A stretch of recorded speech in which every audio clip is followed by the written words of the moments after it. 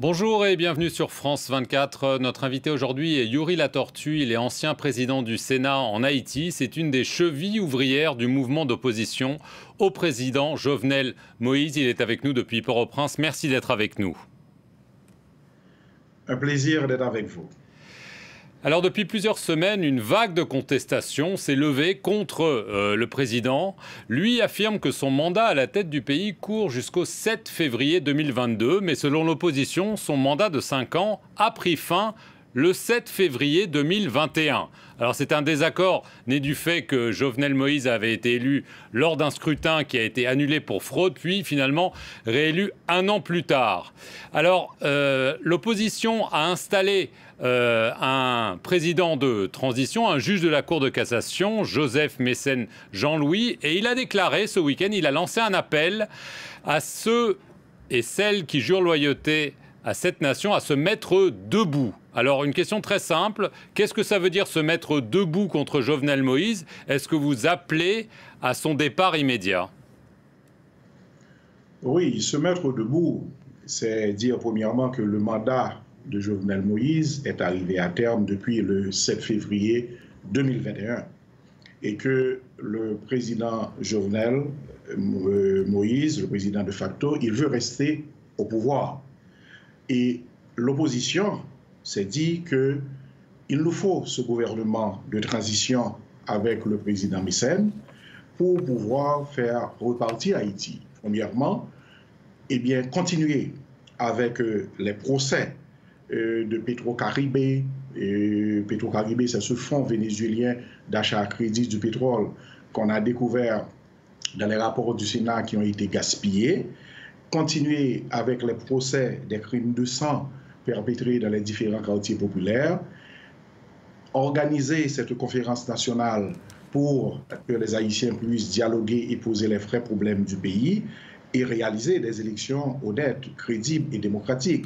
Donc, se mettre debout, c'est pour réaliser cette transition et permettre à Haïti de repartir de pied ferme. Mais est-ce que ça veut dire que ce n'est pas seulement un mouvement pacifique? Est-ce que se mettre debout, ça peut vouloir aussi dire se mettre debout et prendre les armes?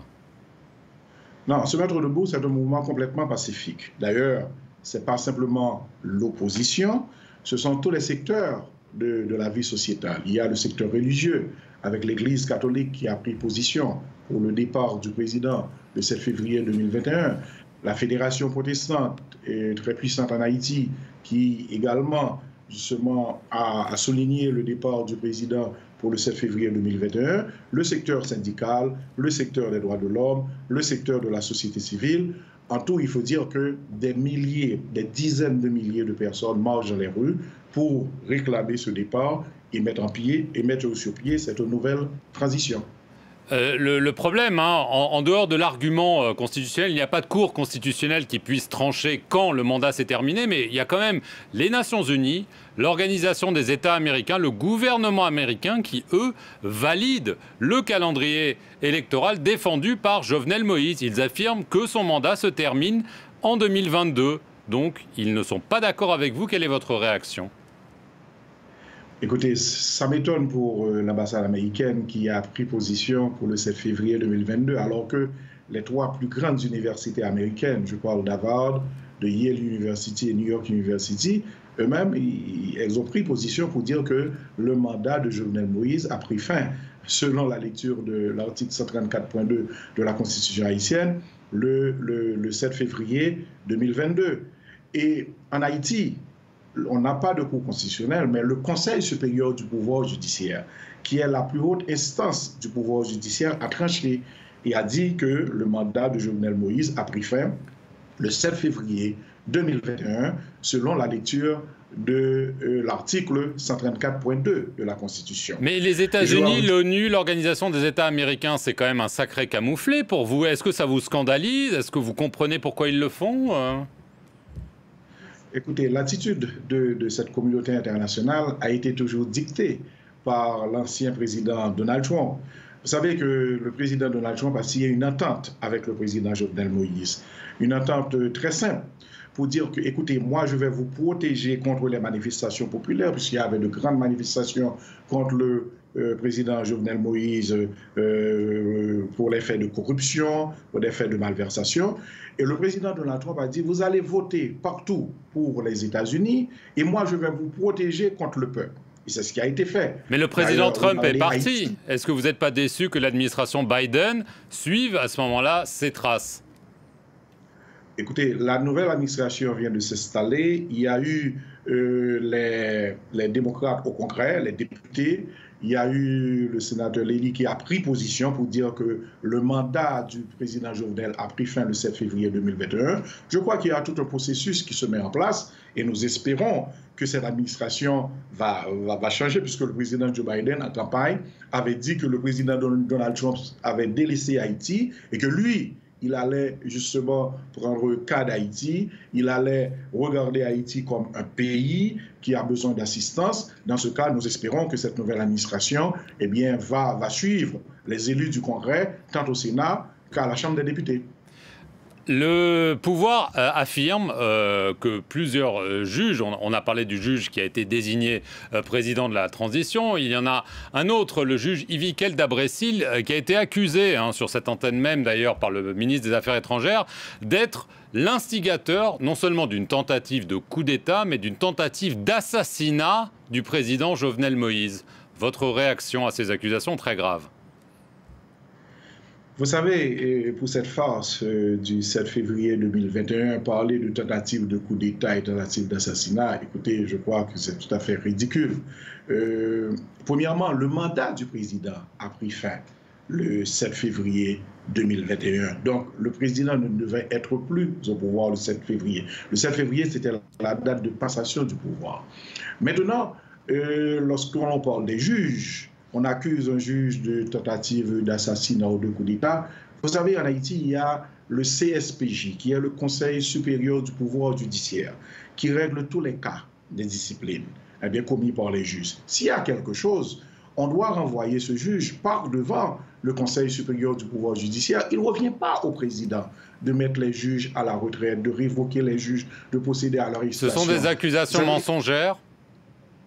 Ce sont des accusations mensongères et ces accusations, même s'il y en avait, devaient être transférées au ministre de la Justice et le ministre de la Justice devait envoyer ces cas devant le CSPJ.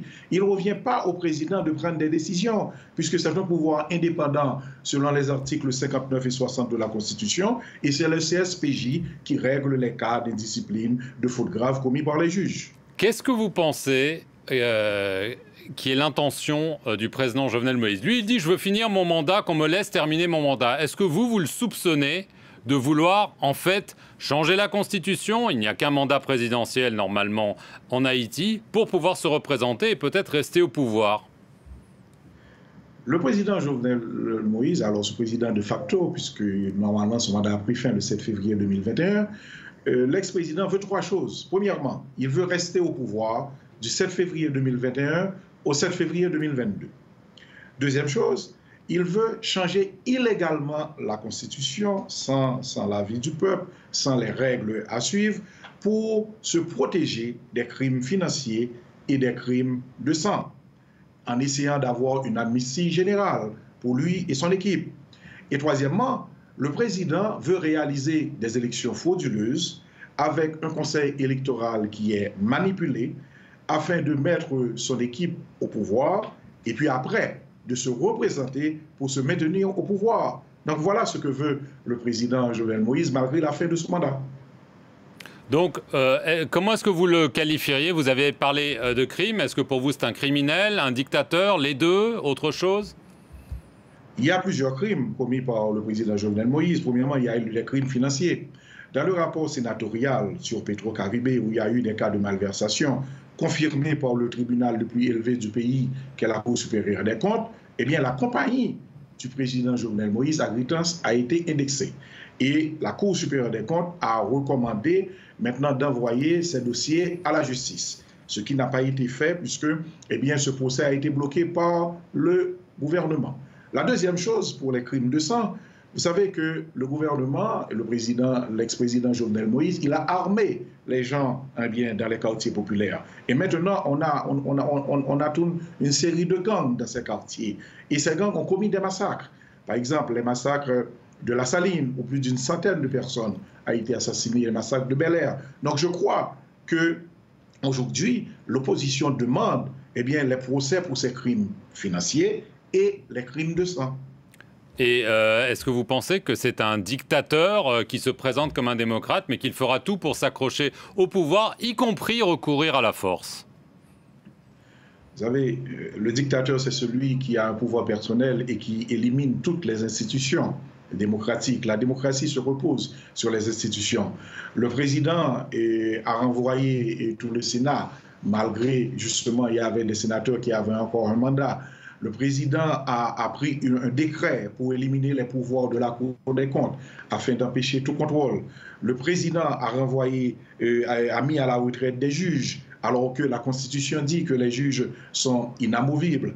Le président a pris des arrêtés pour qu'il n'y ait pas de passation de marché, alors que depuis 2006, tous les marchés de l'État devraient suivre la procédure de passation de marché. Donc, en tout, en Haïti, il n'y a que la présidence, il n'y a que le président Jovenel Moïse, il n'y a plus de contrôle, il n'y a plus de parlement, il n'y a plus de système judiciaire. D'ailleurs, depuis hier, tout le système judiciaire est en grève jusqu'à ce que les lois et la constitution du pays soient respectées. Donc, c'est le président qui gouverne seul avec des décrets, plus d'une cinquantaine de décrets pris en veux-tu, en voilà, sur toutes les questions d'intérêt général et surtout la question du pays. C'est un dictateur. Yuri Latortue, je vous remercie beaucoup d'avoir été sur l'antenne de France 24 depuis Port-au-Prince et merci à vous d'avoir regardé cet entretien.